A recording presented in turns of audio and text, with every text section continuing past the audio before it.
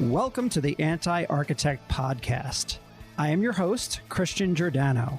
As president and owner of the design firm Mancini Duffy, I am driven by a quest for learning and radically changing the industry. With this podcast, I'm hoping to improve the industry that I'm so passionate about by taking a critical look at how architects work through a variety of voices and shared experiences.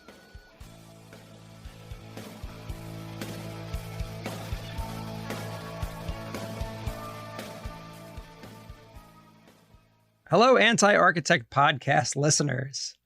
I'm excited to have Pascale Sablan as my guest here on the Anti-Architect Podcast.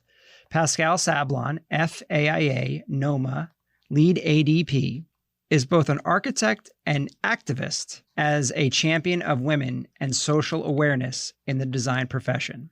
Just the 315th Black woman architect to attain licensure in the United States, her drive has inspired those around her and spurred the network she has built to advocate for themselves and their communities. Pascale was recently promoted to senior associate at Adjaye Architects in New York City, and she has worked there since 2021. Previously, she was at S9 Architecture. She has served on the AIA New York's board of directors and was appointed to the AIA National Strategic Planning Committee as well.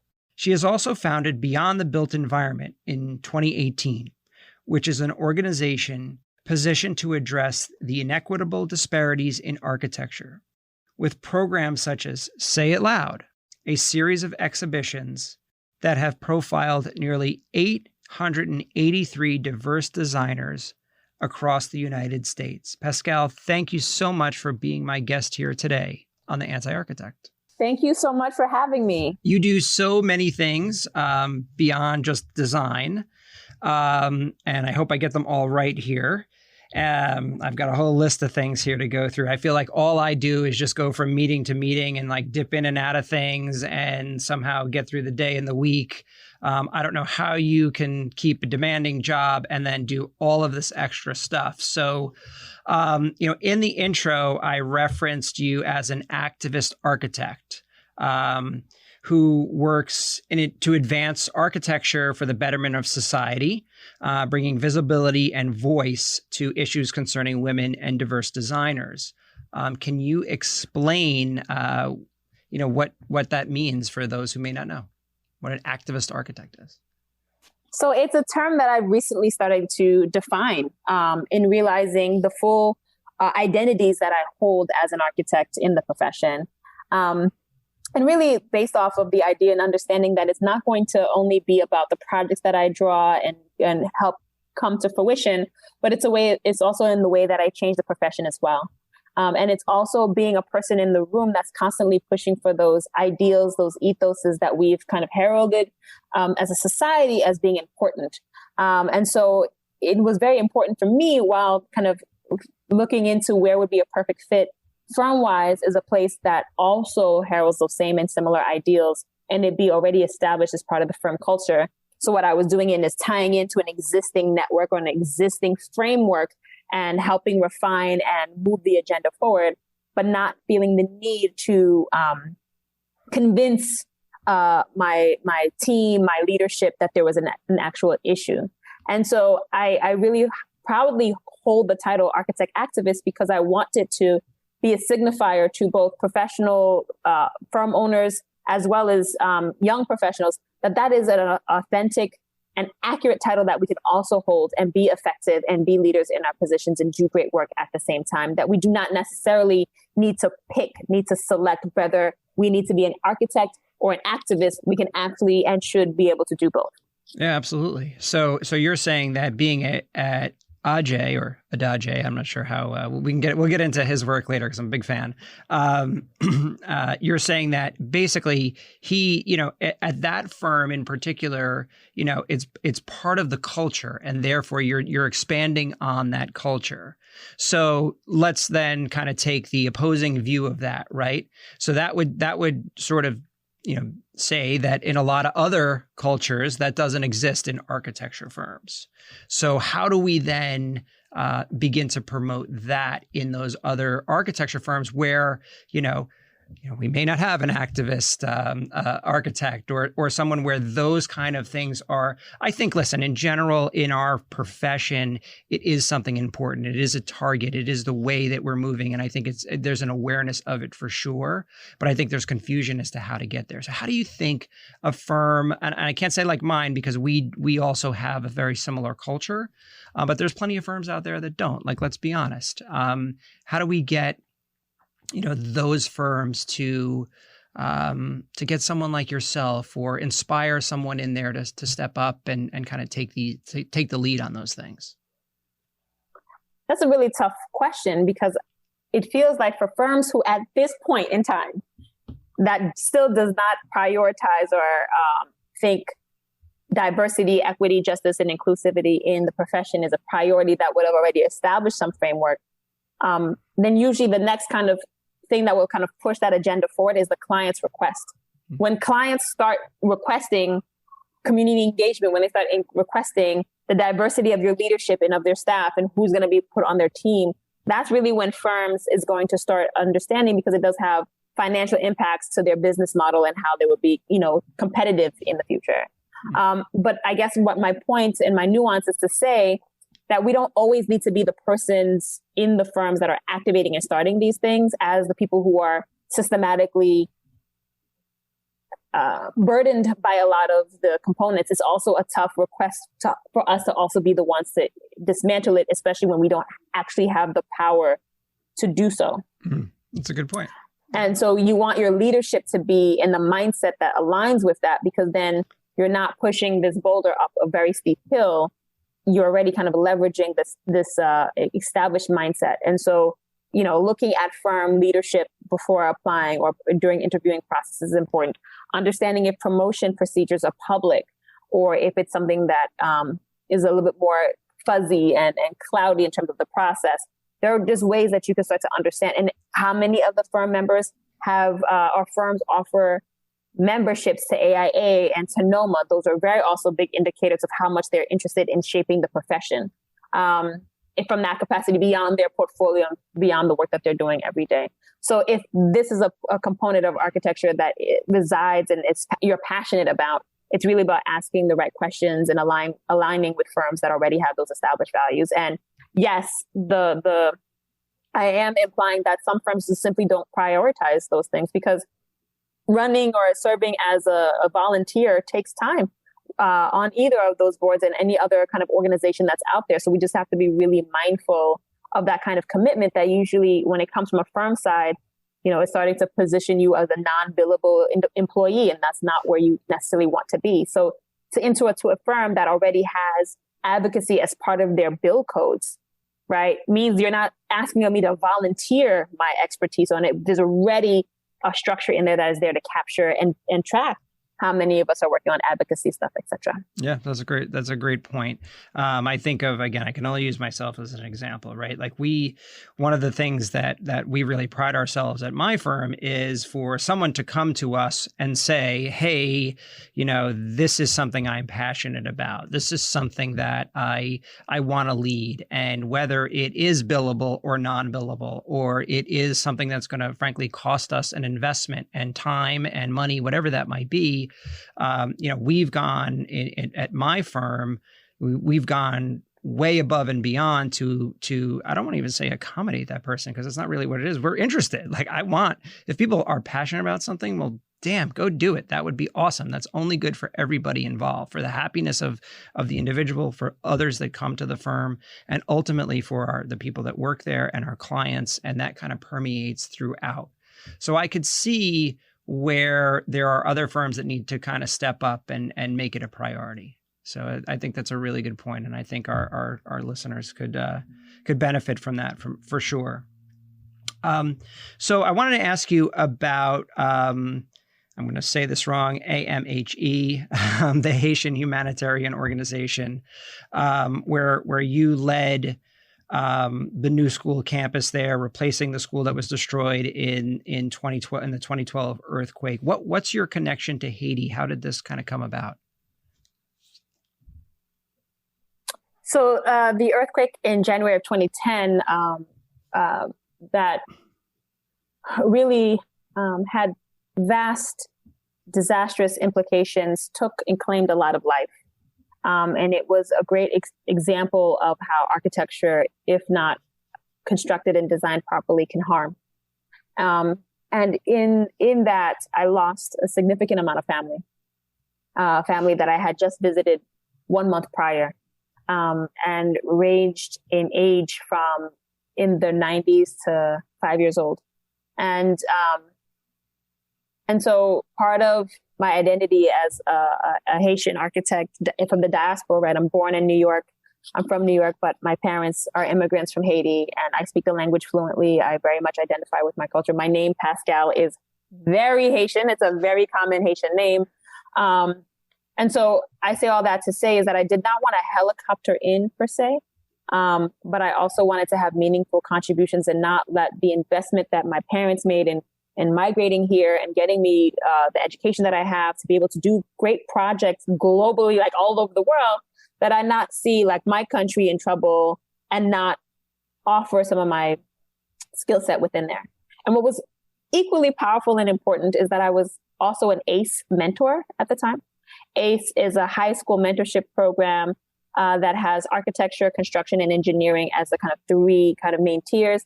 And students are paired according to their dates of availabilities and develop projects together throughout the school year, and then ultimately present it and get scholarship money. It's amazing. So like if you're kind of interested in architecture, design, construction field, it is an excellent program in high school to help kind of refine your path and where you're headed.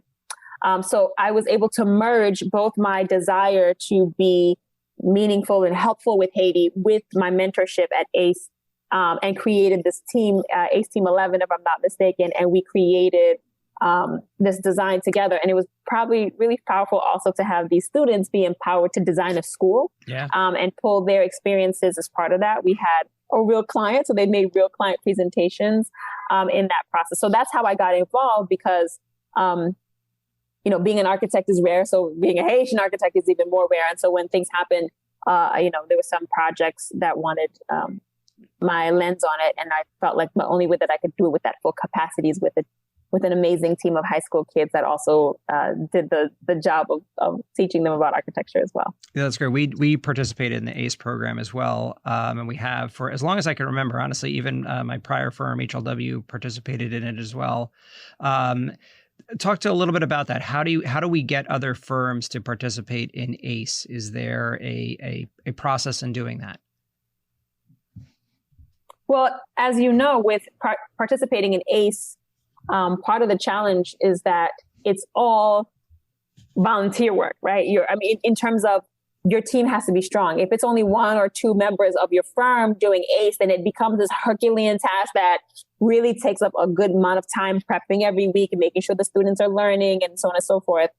When you have more volunteers internally, it just becomes a lighter lift, right? And so really it's about establishing a commitment on the firm side of who's actually going to participate in the ACE programming. It's actually having firm leaders say, hey, Christian, I think you should represent us here in this ACE program, not just put it on the office intranet.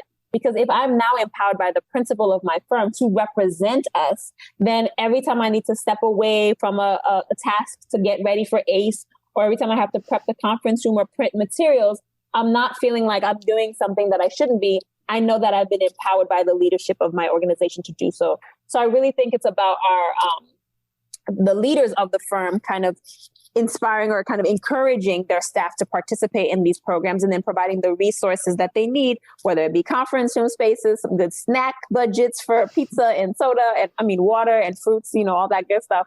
But there's all within there that you want to make sure that that's part of it, and also allow that to have long-term relationships with the students as well. So I say all that to say, it really, at that point, I feel it's an entire firm effort, but it really needs to have the support from the leadership so that the staff feels empowered to commit to it in the way that those students deserve.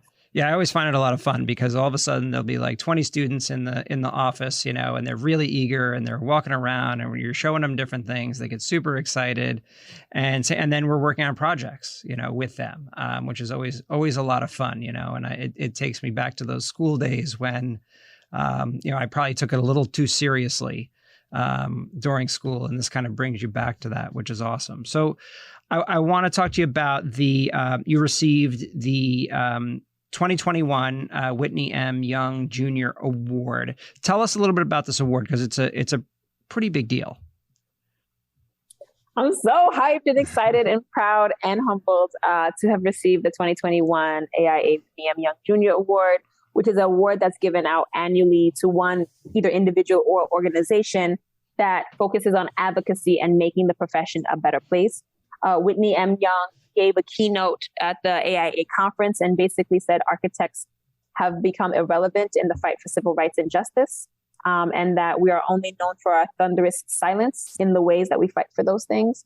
And so this award was established really to herald people and organizations who are starting to kind of address those concerns about how do we serve people through this great profession. And there's a huge and tremendous legacy of really great architects and organizations who've done powerful work that's moved that needle. And I'm really humbled to be one of those recognized in that space. And because I, leveraged my multiple hats of advocacy, whether it be my volunteering at organizations like NOMA or AIA, and finding my own organization with Beyond the Built Environment, that recognition also gave me the elevation to the AIA College of Fellows. And per their activists, I have officially become the youngest African-American to ever receive that honor in the organization's history in 167 years. So it's been an amazing and soul-shaking kind of acknowledgement. And it also helps position me in a way where it feels like I've just begun. And so that's why those numbers keep jumping, it goes from 400 probably when I applied for the Whitney, and now we're double that.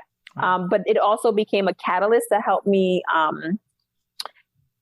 to find more validity in the work that I'm doing, that it established and polished my reputation in the work that I was doing, so that as I was hosting more Say It Loud exhibitions, as I was doing more pledges and more programming, more people felt comfortable and trusted me more to engage. So honestly, the application process was really to help move the mission forward. And I'm just really tickled by all of the amazing outcomes that have come from this really important and incredible recognition. Yeah, that's amazing. I mean, your accomplishments so far and so young is extraordinary. It really is. So you should be very proud of yourself for that, especially the FAIA thing. Honestly, I thought that was like for 80-year-old guys, at the end of their career. So, I mean, at least that's always been kind of how we... I mean, and I think statistically, you're not wrong, right? In terms of the age group. But I think by me being in this space, I think it opens up just the awareness of who should apply. Like, yeah. I think just in general, we don't show up for a lot of things. Like, we assume we don't qualify, right? But in actuality, I think if we start really looking at all the ways and pathways to these things, it would reveal ways that we already kind of inhabit those spaces, and that we should kind of keep moving forward in that area. It makes perfect sense. You referenced your organization Beyond the Built Environment. What exactly is that? You said 883 that you've showcased. How does that go? How do you come up with this idea, and then what is it? Sure. So I actually started in 2017 with my first Say It Loud exhibition at the Center for Architecture in New York. And Say It Loud is a traveling activation that elevates the work and identity of women and people of color. In that New York one, we had 22 amazing, diverse designers. The concept is to see our faces. So on the tags underneath the projects is not just our names, but our beautiful headshot that you can see clear across the room. Hear our voices. We have video testimonials in the gallery where the different designers are speaking about their experience as a diverse designer in the profession, and then feel our impact, which is the work on the wall, which is how we want you to judge us anyway, right? Of course. And so collectively, that exhibition was so profound and had such a great impact that someone from the United Nations happened to see the exhibition and invited me to exhibit at the UN the year following. And having that kind of exposure was also incredibly phenomenal. And they offered me an opportunity to speak at the opening ceremony. And so not only did I take the time to thank those who helped organize it, thank those who had already submitted, but created a call to action and asked that the UN help me make this a national movement.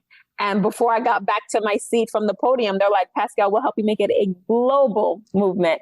And so in March 25th, 2019 was Say It Loud Day. Cool. And information centers globally from the UN information centers had the Say It Loud exhibition on display. And we had worked for a year to translate the exhibition into 8 languages. So students and teachers were invited to come to those information centers and see the great work. And this was the moment where I just thought, this is so powerful. I cannot just keep showcasing the same 22 people. Shout out to those 22. I love you so much. You're super talented. But it felt like this became this moment where it needed to be a traveling activation instead. And that's why I now say it loud whenever it's displayed in a new location. Only the women and BIPOC designers of that location is what's featured. And currently we are installing our 38th exhibition. And the Great Diverse Designers Library is my online repository for anyone ever featured in any of our exhibitions. And we now represent 70% of the US as represented in that library, as well as 10% of the global world. So it's really, really great and empowering to see that. But that's just one program under the Beyond the Built Environment umbrella. We have other components like the Say It With Media Pledge, which basically is asking media publications to commit to tracking and measuring and publishing how many women and people of color that they have in their documentation in their publications annually, and committing to increasing it by 5% until a minimum of 15% is reached, which matches the population demographics. Okay. It also commits to using GREAT as a term that describes women and diverse designers. And why that's important is if you search online, Google online great architects, Google banner comes up with about 50 names and faces that range from currently practicing licensed architects all the way to Raphael and Michelangelo. So it's a huge breadth of time. And there's only one woman featured, Zaha Hadid, and 0 African Americans. So then when I went to Google's headquarters in New York, I asked them why was that the result of their search? And they said, Pascale, there's just not enough content that lists you all as great. And so therefore, part of that pledge is to call us great in referencing us as architects. And that is why the library is called the Great Diverse Designers Library, because I'm challenging the SEOs and trying to create more content out there that lists us as great. And so really trying to leverage these media platforms to kind of move these things forward. We have a Learn Out Loud children's pop-up book, a See Out Loud camp, which was augmented reality that functions in a way that identifies projects near you that are designed by women and people of color that you as a person can draw and sketch and see on the building or on the structure at one-to-one scale. And so we've just really started to think about the full pipeline of kind of inviting and enticing the next generation of architects into the profession and trying to create a program that really focuses in and hones in on what they would need and the appetite that would be able to bring them in. Now, when you say we, who is helping you with this? Is this all you? Do you have help? How are you going to just put me out there like that? You're going to put me on blast. So yeah, I would say, yes, I speak French. Oui. Okay, so essentially 90% of it is me, but I would say over the last year or so, especially during COVID, when things started to really expand and get a bit more aggressive in terms of the amount of people we were collaborating with, we were able to build an actual team of volunteers that really gets activated for different programmings along the way. So I definitely now have a team, but I'll probably say like a year ago, I'd have been like, yeah, it's just me using the we word. But I've learned to delegate. That's good. I've learned to mentor, and I've learned to leverage my resources and get help, which has just expanded my capacity to do more and has helped me even organize a bit more so we have systems in place that allows us to move better. It is amazing. To learn to delegate is an art form. It takes a long time. I'm still learning. It's been years and years. I'm still learning, but it does actually make you better.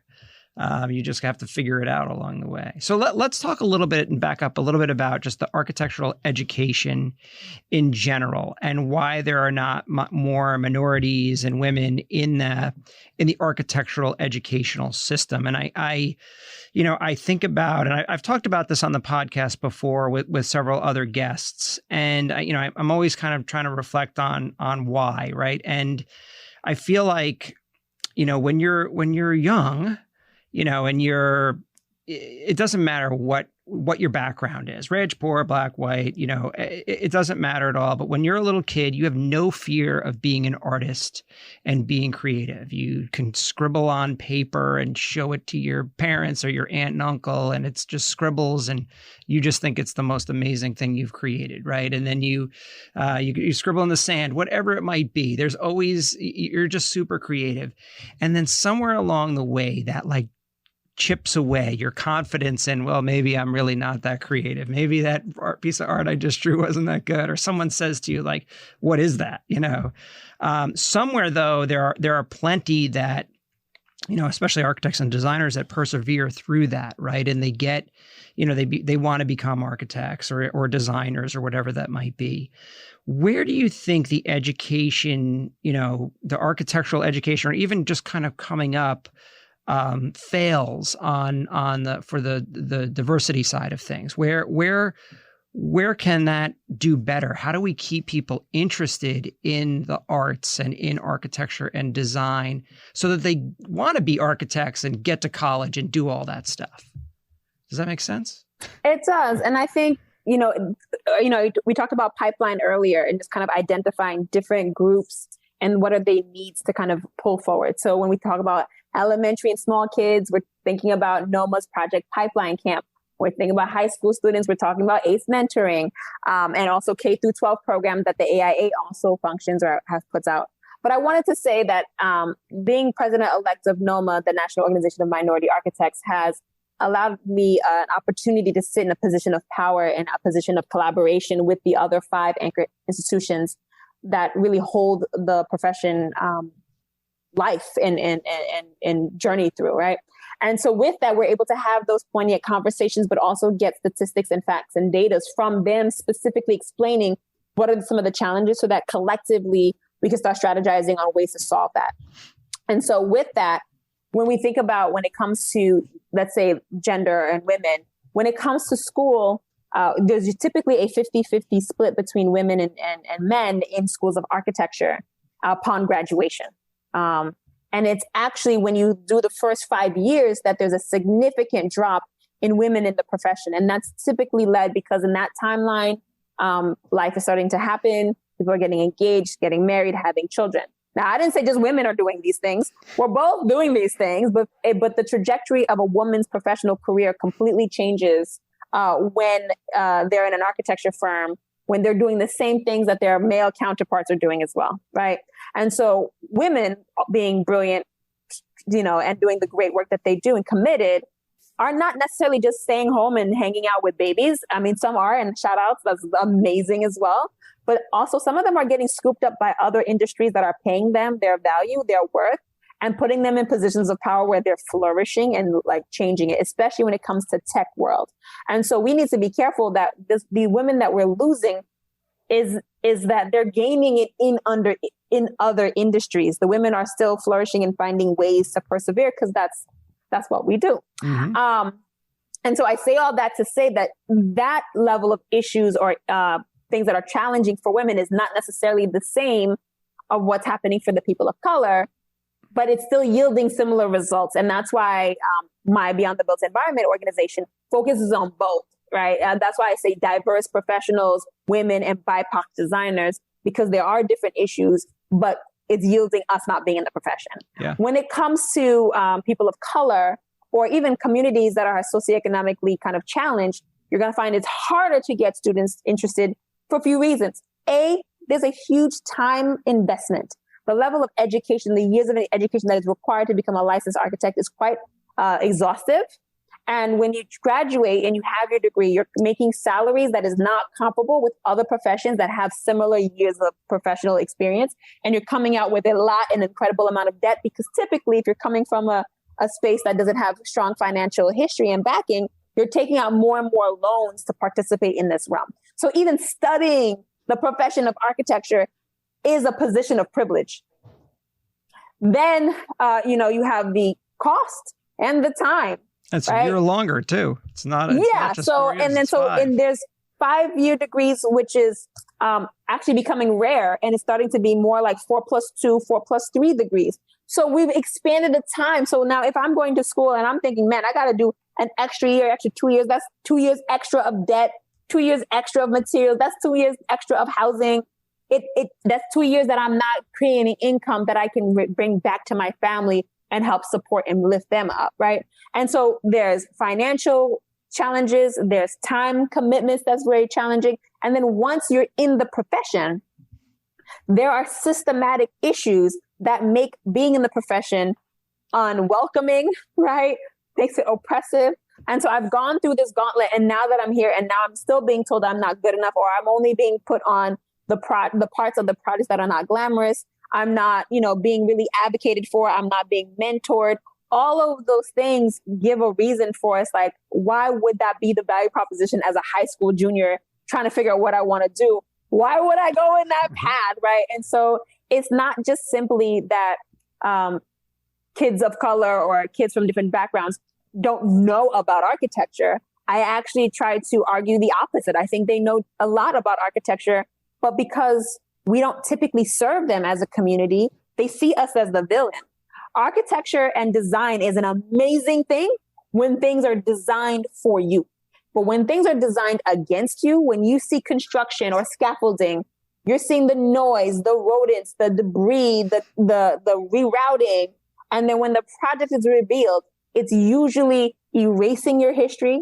It's usually done for a different community to come in. It's a signifier that you're not welcome. It's a signifier that you all of a sudden in your cultural traditions is a menace and now police need to be involved. It becomes like, oh man, when I see construction, it's a negative thing. So why would I want to be a part of that to change it, right? So it's a large and complex issue that's not just a matter of exposure and mentorship. That is also really powerful and important as part of the solution and the part of the formula of getting to the solution, but it's not in totality. And I just want to be clear that it's not just on the people we're looking to pull in. It's also the way that we operate as a profession and the way that we operate in the way that we yield getting architects in place. And so by working with NCARB and understanding the multiple and diverse ways of paths to licensure and understanding that there's 17 states in this country that doesn't even require an architectural degree to become a licensed architect.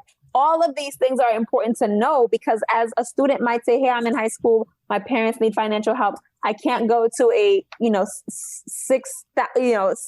six-figure in debt architectural degree, but I really love architecture.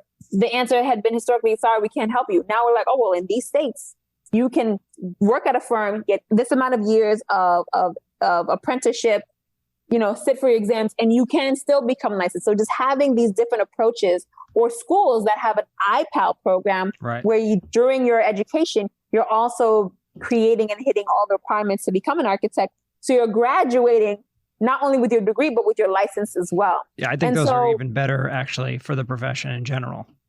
Yeah, so I just say all that to say it's a lot, and there's many reasons why, and just different communities need different things, and that we just need to be very attuned and interactive with those communities to ask those questions of what are they that are challenging them, and then we can work strategically to really move that out of the way for them. And so when did you discover and realize you wanted to be an architect? I was 12 years old, painting a mural at the Palmanac community camp across the street from Queens College in Queens. And I decided to do a jungle gym with a multicultural community. I've been on brand since back then. That's impressive. And a person walked by and said, wow, you draw straight lines without a ruler. That's a great skill for an architect to have. And just kept walking. And I promise you, if this neighbor or passerby, I don't know how you call them, didn't just have an out loud thought, I don't know when architecture would have really ever been offered to me as a path to consider and to move forward. But once he said that, that became my answer. Oh, I'm going to be an architect when I grow up. There's nobody in my life that is going to be surprised in terms of that this is the profession that I ultimately got into because it's what I had been proclaiming. When I got into high school, my mom signed me up for a What's an Architect seminar at One Penn Plaza. And we would go there weekly, and they would take us to construction sites, newly constructed projects, architecture firms, model shops. And it was so great because you got to see and experience what it really was to be an architect. And so I felt that much more confident. She was trying to show like, yeah, this is not really for you, but it like reinforced it for me. And even in that program, I was the only girl out of, I think, 30 students that was there. So the disparities or the differences in diversity was very evident even to me from a high school standpoint, but it didn't deter me from pursuing that path. Well, I can't see you with your personality, really anything deterring you. So yeah, that is also new too, right? Like, and I say all the time, in high school, I actually was really quiet. Oh, really? Like very, very quiet.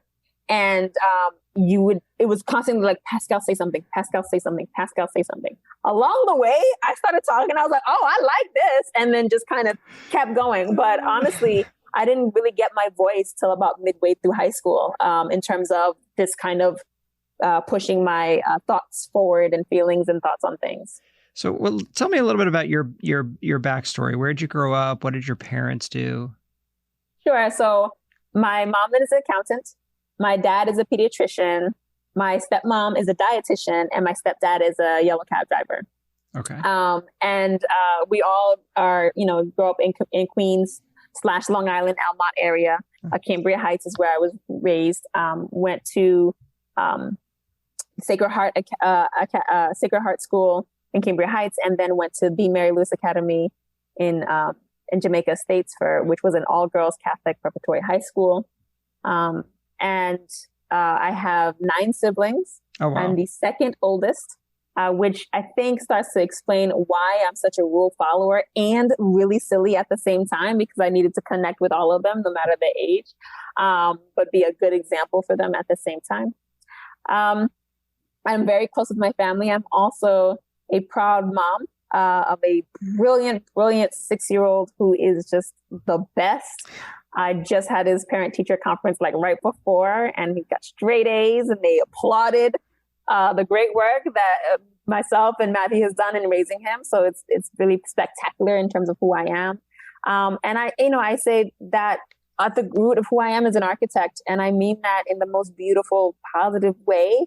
And I just really want to make sure that if there's other people out there that have an inclination to this profession, that they see a path forward, a beautiful path of support and of love and of mentorship that welcomes them into the profession rather than the path that most of us have experienced. Yeah. So along those lines, I love asking this question. If you had to pick one thing, what annoys you about your fellow architects? What annoys me about my fellow architects? I think we think too internally. We're constantly thinking about how we are seen, how we are framed, how the project is coming out through our vision. And in actuality, our profession is a position of being a servant to our community and to our society. And I think we need to be more outward facing and to engage in a meaningful way and establish value in the voice of the community that's impacted by our projects. And when I say that, I do not just mean the client or the person who cuts the check. I mean everyone who's impacted by our structure, whether that be people who are occupying the building, working in the building, or living in the building, or even just walking by. All their voices and values need to be considered in the way that we design and consider and create great architecture. So I would say the number one thing that I'm annoyed about is how much we think about ourselves, and not as much. I think we should be pushing more outward and thinking, how can we serve society more? I like that. So as we wrap up here, is there anything we haven't covered that you'd like? Just our social media handles. I'm on IG as Pascale Sablan, but also we have the Beyond the Built Environment IG page, which is called @BeyondTheBuilt. And every week, a different diverse designer takes it over and talks about their journey, their history, their work, their legacy. They follow the similar concept for the Say Loud exhibition. So see our faces, hear our voices, feel our impact is what's being displayed. And that's been really profound. Also, we're almost at 200 various designers being featured globally. And it's cultivated this really powerful community of people who care to hear our stories. And it's also diversified the pathways and the ways that we see how we impact the built world. And the profession. So I highly recommend some support in following that. And on our website, Beyond the Built Environment, or beyondthebuilt.com, we have the Great Diverse Designers Library that is constantly growing. I highly recommend that you also have fun, explore, and enjoy all the virtual exhibitions as well as the physical exhibitions as they pop up all over the world. That's great. Congratulations. Well, Pascale, thank you so much for being my guest here on the Anti-Architect podcast. And thanks for honestly helping push the industry forward. I think you're an important voice, and it was a pleasure having you. Oh, the pleasure was all mine. Thank you so much to you and your team who's working so hard behind the scenes to make this come together and creating a platform for us to have these important discussions and conversations. You please let me know how I can ever support you moving forward. And please, please, please keep in touch. Awesome. Thank you. You're the best.